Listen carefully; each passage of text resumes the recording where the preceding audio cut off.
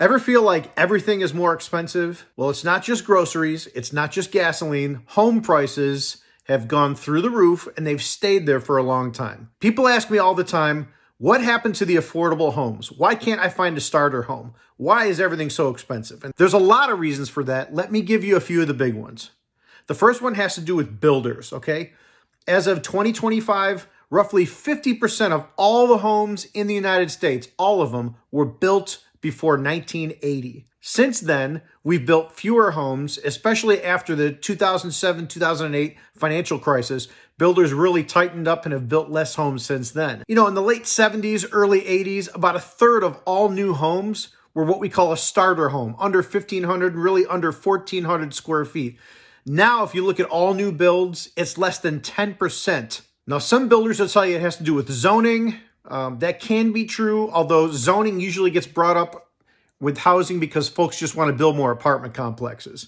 Builders are able to build a larger home for a bigger profit on the same size lot as a smaller home. So what do you think they're going to do? So the first one has to do with building homes. The second one has to do with interest rates. Interest rates are about double where they were just a couple of years ago. People are finding that they'd rather stay locked into a home that they might not even love because of the interest rate. Now, not everybody. Homes are still being bought and sold, lots of them, but not quite like it has been for the last several years. So that's interest rates. Interest rates are higher, and it prices some people out, and it locks others in because they don't want to pay a higher rate for another home. And finally, building costs. Building costs are more expensive. Inflation has caused our money to have less buying power, and as a result, things cost more. The obvious costs like lumber and roofing and windows and plumbing and that sort of thing, those cost more. And there's other hidden costs as well. Everything costs more. When materials and building costs go up, so does the price of the home. If you've noticed the price of eggs went up, if you've noticed the price of gasoline went up, well, the price of a home went up in a similar fashion. Home prices have gone up maybe more than any other commodity in the last few years. Since 2020, they've gone up roughly 50% nationwide here in the US. It's not going to change anytime soon, guys. The result is that home prices have gone